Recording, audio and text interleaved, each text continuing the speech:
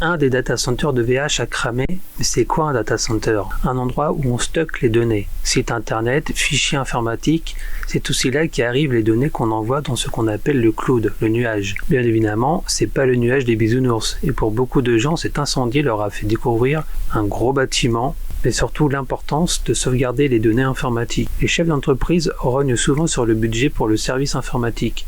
J'espère qu'avec cet incident, ils ont compris. Ils sont encore plus radins sur le stockage et tout ce qui est dans le cloud. C'est tout le souci des DSI d'externaliser les données. C'est les petits gars des DSI qui doivent se dire « Maintenant le Big Boss va nous écouter un peu plus ». L'incendie de VH, c'est 15 000 sites concernés et une incompétence et un manque de sérieux démontré.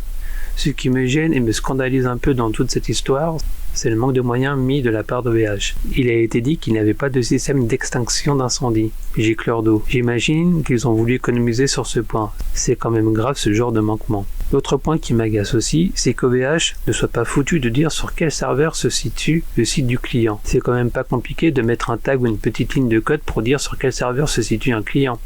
C'est cruellement un manque de professionnalisme et de perfectionnement. C'est assez lamentable. Pour ma part, je suis déçu de VH. J'avais pris un nom de domaine pour un potentiel client avec un espace de stockage Rikiki et par chance, le site n'a pas été touché. Ceci dit, c'est un site vide car la personne a laissé tomber son idée. L'autre question que je me pose, serait-ce pas un incendie criminel? Il faut aussi souligner que leur négligence a coûté de l'argent aux contribuables, l'intervention des pompiers.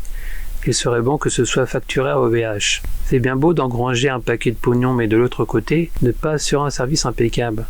Le fait de rentrer en bourse ne fera que dégrader ce service car évidemment les actionnaires en veulent toujours plus. Enfin, j'espère que OVH ne va pas se déclarer en faillite ou je ne sais quel procédé pour ne pas payer les entreprises impactées. À la date de cette vidéo, on n'a toujours pas plus d'informations. Si vous avez des questions ou si vous avez été impacté, dites-le dans les commentaires. Mettez aussi un petit commentaire pour me dire ce que vous aimeriez que j'améliore, de quoi je devrais parler. Si ça a été utile, merci de mettre un pouce bleu. Ça fait plaisir et ça motive pour continuer. Et c'est important pour le référencement de la chaîne. Et puis abonnez-vous pour ne pas louper d'autres vidéos, s'il vous plaît. Merci, à bientôt. Ciao.